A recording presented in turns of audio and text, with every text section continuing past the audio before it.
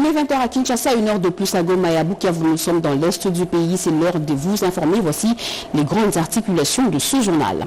Crue des rivières à Kinshasa après les pluies diluviennes. Le gouvernement annonce la démolition des constructions anarchiques en zone inondable. Ainsi, on a décidé la réunion de crise tenue à la Cité de l'Union africaine. Les détails dans ce journal. Un système de paiement proprement africain pour s'affranchir du joug monétaire occidental. Les ministres africains en charge du commerce réunis à Kinshasa dans le cadre de la ZLECAf en ont fait la recommandation. Quand le ciel s'assombrit sur Kinshasa, c'est la peur au ventre dans le quartier souvent inondé à Kinshasa. Le constat sera fait dans ce journal, mesdames et messieurs. Voilà pour les titres. Très heureuse de vous retrouver à travers cette grande édition d'informations sur la chaîne nationale. Ouvrons ce journal par cette réunion de crise tenue sous la conduite du président de la République, Félix-Antoine Tshisekedi Tshilombo, à la Cité de l'Union africaine, afin d'évaluer les ravages causés par les inondations qui ont frappé la ville de Kinshasa. Avec la cellule de crise mise en place, il a été décidé de la démolition des constructions anarchiques sur les zones inondables. Jules Tshilomba, bienvenue Kabongo et Nico Lusala. Je tiendrai très bientôt personnellement une réunion de crise avec les membres du gouvernement central et les autorités de la ville-province de Kinshasa afin d'évaluer l'ampleur de la situation et de prendre sans délai les mesures d'urgence qui s'imposent. Comme annoncé dans l'allocution du chef de l'État à l'ouverture de l'Assemblée générale ordinaire du Conseil supérieur de la magistrature le 7 avril dernier, une cellule de crise a été mise en place à la suite des inondations causées par les pluies diluviennes qui se sont abattues sur la ville de Kinshasa. Dans l'optique de mettre en place des mécanismes pour éviter pareil désastre à l'avenir, le président Félix Tshisekedi s'est entretenu ce mardi avec les animateurs de cette cellule de crise. Nous venons de finir une très longue séance de travail avec le président de la République qui a pris à peu près 2h30 pour faire le tour de la question dans sa globalité. Vous savez que depuis le 4-5 avril dernier, il y a eu des inondations dans la ville-province de Kinshasa, mais pas seulement, parce qu'il y a eu des catastrophes naturelles qui ont été notées dans le Congo central et dans d'autres provinces à travers le pays. Et qu'à la suite de ces inondations, une cellule de crise avait été créée au niveau du ministère de l'Intérieur qui a suivi et qui continue de suivre tous les cas en étroite collaboration avec la ville. Il était donc question au cours de cette séance de travail de faire le point de la situation aujourd'hui au président de la République, principalement la situation des sinistrés. Un bilan a été fait, malheureusement 75 compatriotes sont décédés et plus de 11 000 sont sinistrés aujourd'hui qui sont hébergés sur 4 sites. De ce point de vue, le président de la République a donc encouragé les gouvernements la cellule a été réunie hier par la Première ministre pour passer en revue toutes ces questions et évidemment établir les états des besoins nécessaires pour y répondre.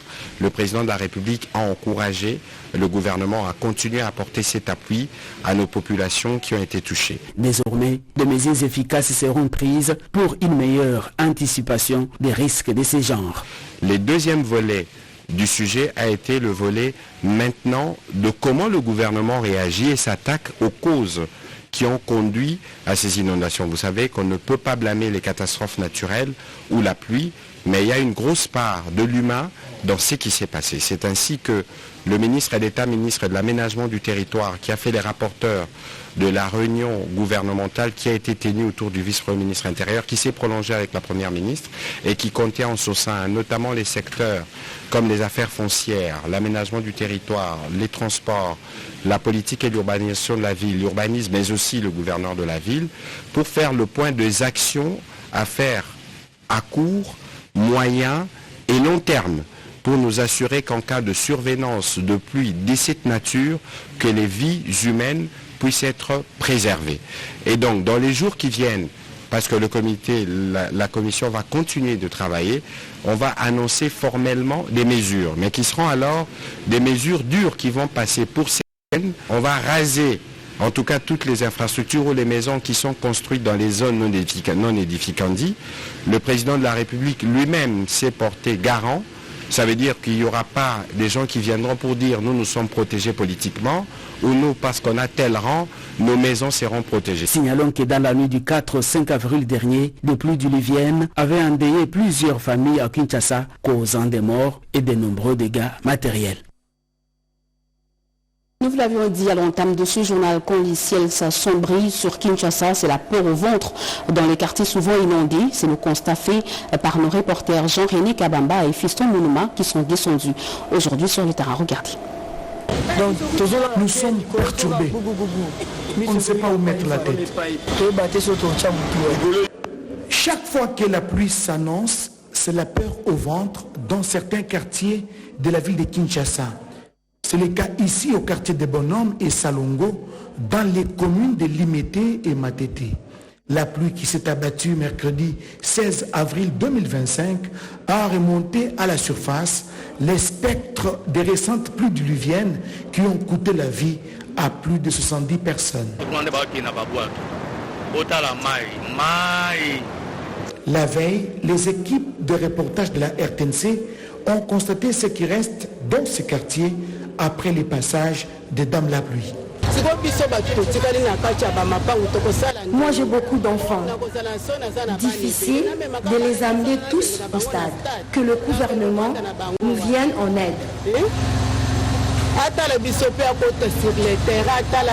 Les rues et avenues méconnaissables. Nous avons remarqué l'éruption de petits boutons sur la peau.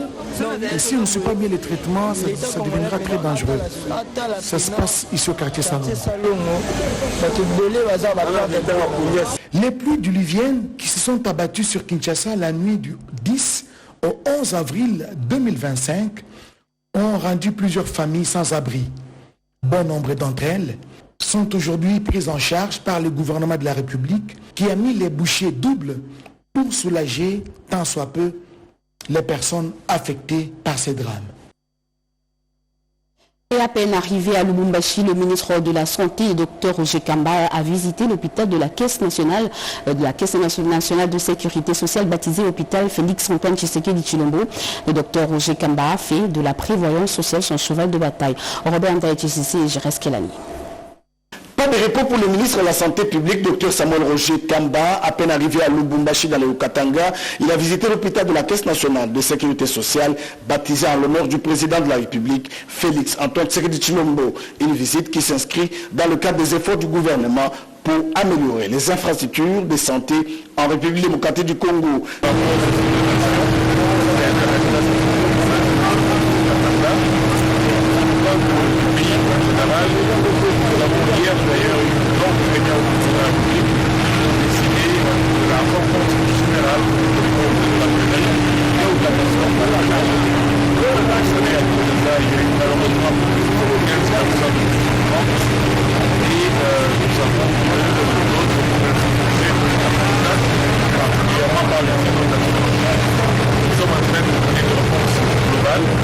Avec une équipe qui est dirigée par le ministère de l'Intérieur, par le ministre de l'Intérieur. Cet hôpital est construit pour offrir des soins de qualité d'abord aux agents et cadres de la Caisse nationale de sécurité sociale et à la population lechoise. Dr Samuel Roger Kamba a souligné l'importance de cet hôpital dans le système de santé national et promet un soutien accru du gouvernement pour résoudre les problèmes rencontrés. Cette visite marque un tournant dans l'engagement du gouvernement de la République en faveur de la santé publique en République démocratique du Congo. Et à Kinshasa, les femmes syndicalistes de la RTNC participent à la solidarité aux populations de l'Est du pays. Elles ont fait un don de sang et posé d'autres actions à l'orphelinat de la commune de Lingwala. Il était avec Karine Kankolongo. Dans le cadre du clôture de mois de la femme, la dynamique ouvrière du Congo, à travers ces femmes, a voulu compatir au malheur de leurs collègues femmes de l'Est qui subissent des traites inhumains et dégradants à cause de l'agression rwandaise. C'est ce qui justifie leur descente dans une banque de sang de Bandalungwa afin de faire un don du sang pour soulager tant soit peu la misère des femmes de l'Est violées par des différentes fractions des groupes armés qui sèment la terreur et la désolation dans cette partie de la République démocratique du Congo. La porte-parole de la dynamique ouvrière du Congo, Madame Judith Kitemene, s'exprime. Nous sommes venus compatir ensemble avec nos frères et sœurs de l'Est qui ont été massacrés, tués, humiliés, violés par ces supplétifs du 123 AFC. Alors nous nous, les mamans de DOC, Dynamique ouvrière du Congo, accompagnées bien sûr avec des papas, nous avons dit, nous n'allons pas croiser les bras, nous allons donner notre sang pour aider nos frères et sœurs qui se trouvent dans l'Est de la République démocratique du Congo. Nous bénissons notre président de la République, Félix-Antoine Tshisekedi Tshilombo. Nous demandons à Dieu de lui donner l'intelligence et la sagesse pour que la paix règne dans l'Est du pays. Après la commune de Bandal, la même délégation de la Dynamique ouvrière du Congo, RTNC, s'est rendue à l'orphelinat Fokmes de Lingwala sur l'avenue Nyangwe. Dans leur gibecière, un lot important des sucres, savons, sacs du riz, sémoules, habits et autres. Les bénéficiaires de ce don ont émis le vœu de voir ces actes de générosité se multiplier et ont félicité la RTNC. En tout cas, merci beaucoup pour la don au Bopesibiso. Vraiment merci et sur la mission de ma case civique. Bazan kilo solia, bazan kilo solia, au biso et sur la mission ma case. Cet acte de générosité ont été matérialisés grâce au soutien et à la vision de Madame Sylvie Elenge Niembo, directeur général de la RTNC. La radio-télévision nationale congolaise tire une sonnette d'alarme des personnes mal intentionnées qui utilisent le nom de la RTNC pour escroquer les paisibles citoyens sur la construction des villas dans la commune de Maluku, dans la partie est de Kinshasa. La RTNC n'est ni de près ni de loin concernée par cette opération de construction de 600 villas à Maluku. Veuillez ne pas répondre aux sollicitations des arnaqueurs qui utilisent le nom de la RTNC à travers les groupes qu'ils ont créés, dénommés Kin Abri, et au cas échéant, les dénoncer au poste de police le plus proche. C'est signé la direction. Poursuivant ce journal, les déplacés de Goma et de Bukavu peuvent compter sur leurs élus pendant ce moment difficile. L'un d'entre eux, le député national Patrick Mulumbu, lance une invitation aux sinistrés pour un dialogue franc, pour un meilleur plaidoyer auprès du président de la République. Patrick Ndouango.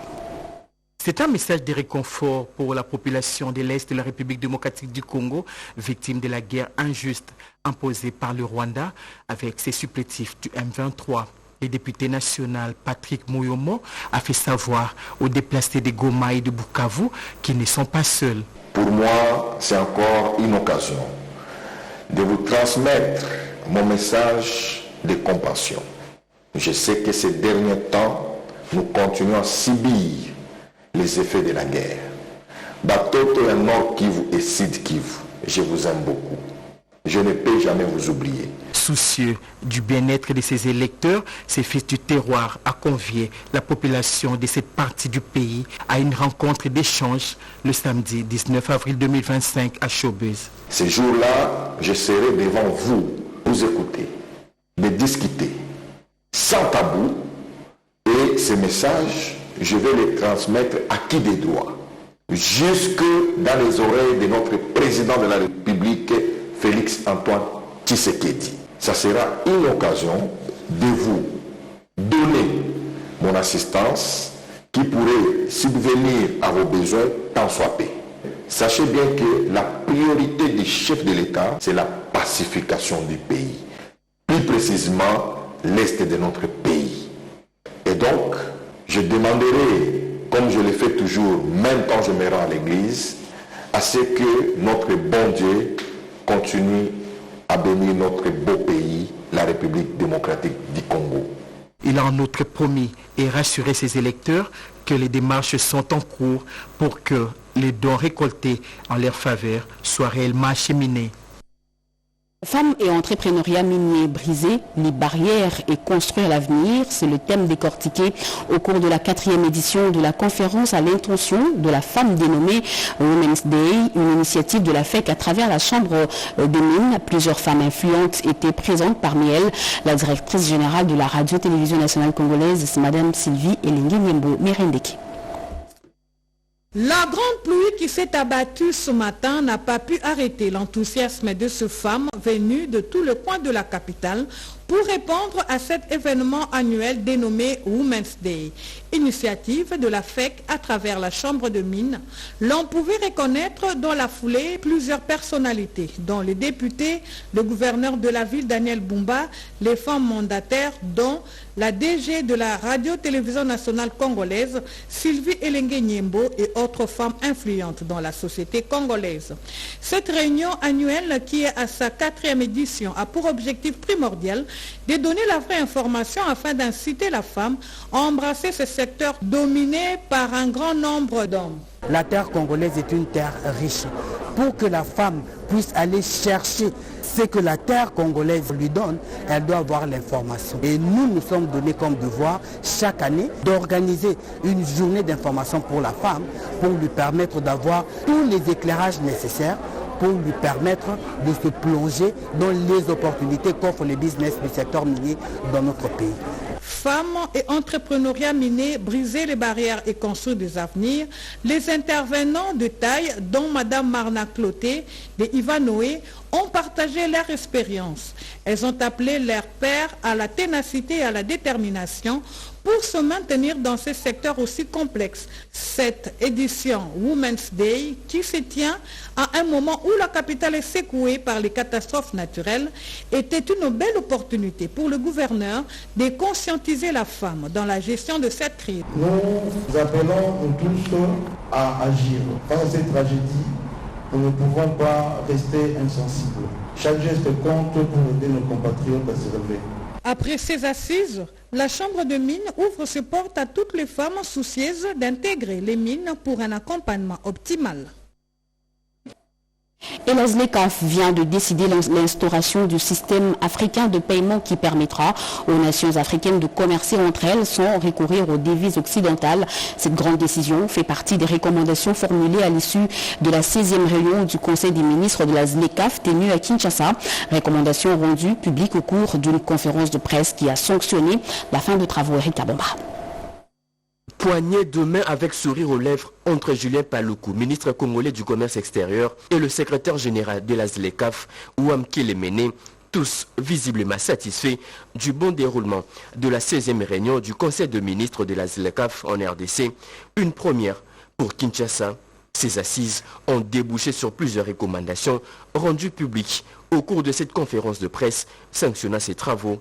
Accélérer la mise en œuvre de la ZLECAf, parler une seule voix avec le parti tierce hors du continent, transformer l'environnement commercial africain pour éviter le marché unilatéral sont là les quelques recommandations formulées à la fin de cette 16e réunion.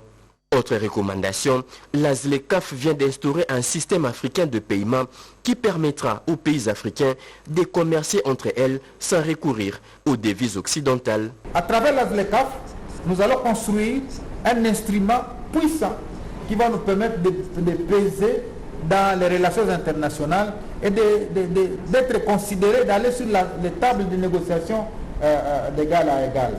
On a déjà mis en place un système africain de paiement pour que nous puissions utiliser chaque pays sa monnaie locale pour s'approvisionner dans un autre pays africain. Le rapport final de cette réunion sera soumis à la conférence des chefs d'État qui vont donner des directives à suivre afin d'accélérer la mise en œuvre de la ZLECAf. Mobilisation des recettes, les régies financières atteignent 109% du taux de réalisation des recettes pour le premier trimestre 2025. C'est ce qui ressort de la réunion stratégique de haut niveau sur la mobilisation de recettes présidée par le ministre des Finances de Doufamba, Sylvain Moembo et Ibrahim Chako.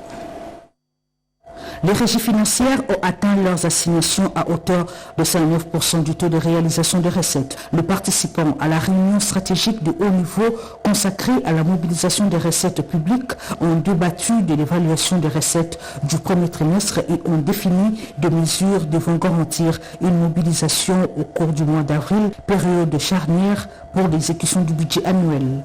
Le ministre des Finances, Doudou Famba Likunde Libotaï, a salué cette performance gage d'une résilience institutionnelle et socle de la souveraineté budgétaire nationale en cette période où les dépenses liées à la sécurité sont prioritaires. Le mois d'avril, marqué par l'échéance fiscale majeure liée au paiement de l'impôt sur les bénéfices et profits, a été identifié comme un moment décisif. À cet effet, des mesures de cadrage ont été arrêtées pour optimiser l'encadrement fiscal et assurer une mobilisation soutenue. Cette séance de travail a connu la participation de la vice-ministre des Finances, de l'inspecteur général des Finances, des directeurs généraux des 3 régies financières ainsi que de plusieurs experts du secteur. Rendons-nous sur la route. Les faits et gestes des agents de la police des circulations routières seront désormais scrutés. L'inspection générale de la police a déployé dans plusieurs coins de la capitale des inspecteurs pour mettre fin aux tracasseries et autres abus constatés. Cédric Emina. L'inspection générale de la police à pied d'œuvre pour remettre de l'ordre dans la circulation routière. Fini les tracasseries.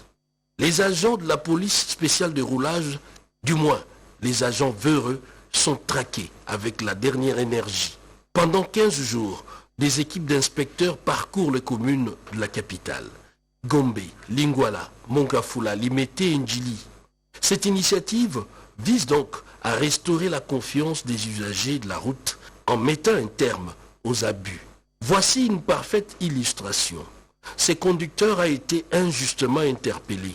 Les voici libres, à la grande satisfaction des passants. Nous félicitons l'inspection générale de la police.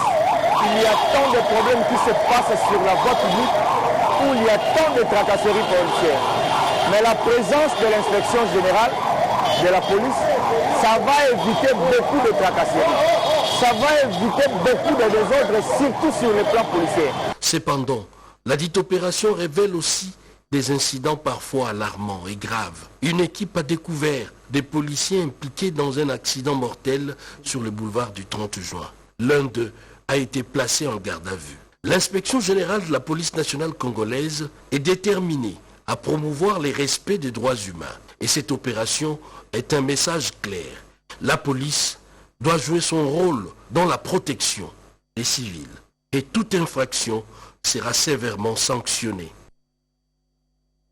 Et quand on parle de la mathématique, c'est pratiquement la bête noire de plusieurs élèves. Après une vaste campagne de sensibilisation à travers la ville, des dizaines d'élèves filles venues de plusieurs établissements scolaires de la capitale ont pris part au concours mathématiques au féminin.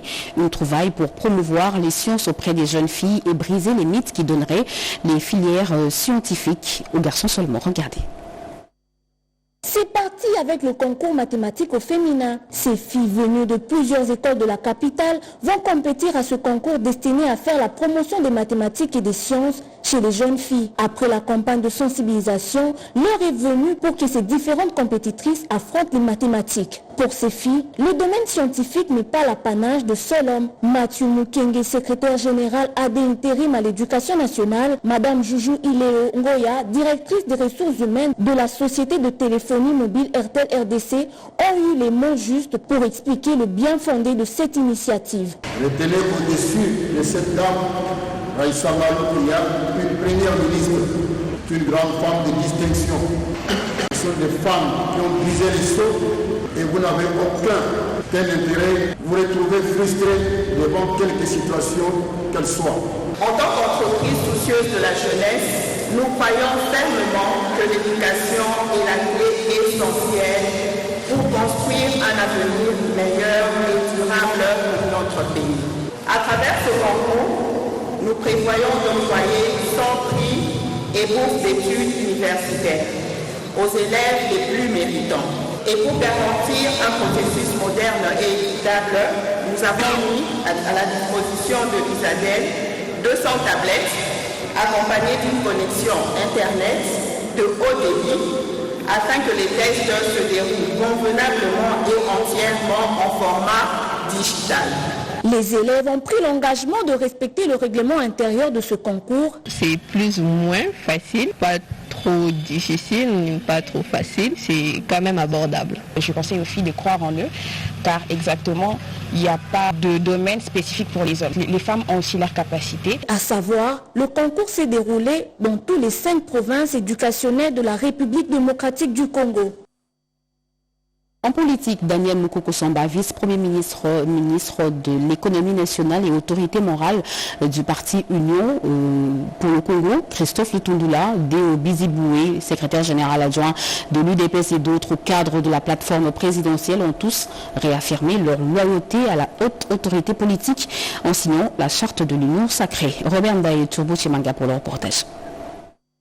Balai politique au secrétariat permanent de l'Union sacrée de la Nation, le vice-premier ministre de l'économie et autorité morale de l'Union congolaise, Daniel Mukoko Samba, a signé la charte de l'Union sacrée de la Nation et réaffirmé sa loyauté à la haute autorité politique, Félix Antoine Tshisekedi Tshilombo. Un acte qui vient renforcer la cohésion au sein de la plateforme présidentielle. Ce bâtiment, c'est le siège de l'Union sacrée de la Nation. Je suis venu aujourd'hui pour accomplir un devoir, faire preuve de loyauté à l'égard de l'Union sacrée de la Nation, loyauté à l'égard de son chef, son Excellence Félix Antoine Tshisekedi, président de la République, et la haute autorité politique de l'Union sacrée de la Nation. Daniel Mukoko Samba a décidé de formaliser son engagement politique en signant cette charte, symbolisant ainsi son soutien indéfectible au chef de l'État Félix Antoine Tshisekedi Tshilombo. Une autre figure emblématique de la scène politique, sénateur et membre du présidium de l'Union sacrée, Christophe Lutundula, a signé la charte de l'Union sacrée. Il salue le discours d'ouverture du président de la République qui a souligné l'importance de l'unité nationale. Deo Bizibou, secrétaire général adjoint de l'Union pour la démocratie et le progrès social, mandat du parti à main, a signé lui aussi la charte de l'Union sacrée. Un acte qui marque un renouvellement de l'engagement des leaders envers une gouvernance collaborative. Lorsque le président du parti se trouve empêché, comme c'est le cas aujourd'hui, et le président est empêché pour des raisons de fonction, d'exercice des fonctions de président de la République, l'article 26 des statuts de l'UDPS prévoit que ces 3 personnes qui doivent assumer l'intérim du président empêché. C'est le président de la Convention démocratique, le président de la commission électorale permanente, ainsi que le secrétaire général. Et voilà, je devais venir ici avec un mandat que je vous ai montré, le mandat signé par les 3 personnalités qui me permet en ce moment-là de venir engager le parti vis-à-vis de l'Union sacrée. Plusieurs autres personnalités ont envahi le siège du secrétaire permanent de l'Union sacrée pour la signature de cette charte. Pour André Mbata, c'est un acte symbolique fort dans le paysage politique. En République démocratique du Congo, tous soutiennent le président de la République, Félix Antoine Tshisekedi Tshilombo, en cette période où la RDC est agressée dans sa partie Est. Et je vous emmène dans le Haut-Katanga où Expo Béton édition 2025 a choisi comme cadre la ville de Lubumbashi. Pour cette 9e édition, la direction provinciale de l'INPP sera à un stand excentré pour la formation professionnelle. Jean Bamani Sassaidi, le président d'Expo Béton, a visité les lieux avec beaucoup de propositions pour répondre aux besoins de la main-d'œuvre qualifiée en construction. Edith Chala, notre envoyé spécial. Avec l'industrialisation, la démographie qui galope, les bâtiments pilules, les métiers de construction ont besoin d'une standardisation et de la certification. Pour Expo Béton, c'est une urgence. La 9e édition d'Expo Béton à Lubumbashi a donné l'occasion au président Jean Bamani Sassaidi de visiter la direction provinciale de l'Institut national de préparation professionnelle INPP au Katanga. Toutes les informations relatives à la capacité de l'INPP, au processus de formation et au cadre légal de la formation professionnelle, il les a reçus du directeur provincial de l'INPP, Joël Mokomba, en présence du directeur technique national, Longin Lotete. Le nivellement des capacités des employés et les besoins des employeurs, l'INPP en a fait son dada, mais il a aussi besoin de se conformer aux standards. Les efforts sont fournis dans ce sens. Nous reconnaissons qu'il y a un écart par rapport à ce que nous sommes, mais nous avons déjà pris des contacts en plusieurs structures pour le renforcement des capacités. Pour le président d'Expo Béton, Jean Bamani Sassaidi, il y a une collaboration inéluctable entre l'INPP, Expo Béton, Club BTP et la Chambre des métiers. On voit que l'INPP est en train de s'activer, à s'équiper, non seulement ici au Katanga, mais dans toutes les autres provinces aussi. Il y a un besoin de la main-d'œuvre bien formée et bien certifiée. Nous avons déjà les termes de collaboration pour pouvoir certifier ceux qui sont dans le métier de la construction. Aujourd'hui, c'est le domaine qui emploie le plus de personnes en République démocratique du Congo. La direction provinciale de l'INPP au Katanga est donc pour ce moment de la 9e édition Expo Béton un stand excentré pour les volets formation professionnelle de l'Expo Béton. Et pour finir ce communiqué de la Régie des eaux SA, direction régionale de Kinshasa-Ouest, informe ses abonnés de la partie sud-ouest de la ville de Kinshasa que son usine de traitement d'eau de Lukaya connaît un dysfonctionnement dans son exploitation depuis le samedi 5 avril 2025 suite aux pluies diluviennes qui s'y sont abattues dans la ville de Kinshasa. Cette situation est consécutive à l'ensablement des ouvrages de captage de l'usine et par conséquent, des perturbations sont observées dans la fourniture d'eau potable dans les quartiers et communes ci-après Kimbondo, Sebo, Cité Verte, Cité Mama Mobutu, Cité Pumbu, Dumez, Matadi Mayo, Matadi Kibala, Kambadia Dingi, Masangambila, Monkole, Mongafou, la commune et Ngafani. La Régie des eaux prie les abonnés concernés de bien vouloir l'excuser pour ce désagrément et les rassure du rétablissement rapide de la desserte dès la fin des travaux du curage de la rivière Lukaya faite à Kinshasa le 16 avril 2025. Le directeur régional de Kinshasa-Ouest, l'ingénieur Matundu Mpaka. Fin de ce jour-là, mesdames et messieurs, merci d'avoir suivi. Merci à vous qui nous suivez à Kisontou dans le Congo central et partout ailleurs sur satellite. Vous êtes sur la RTNT. L'actualité continue sur nos antennes retrouvées à 23h. Serge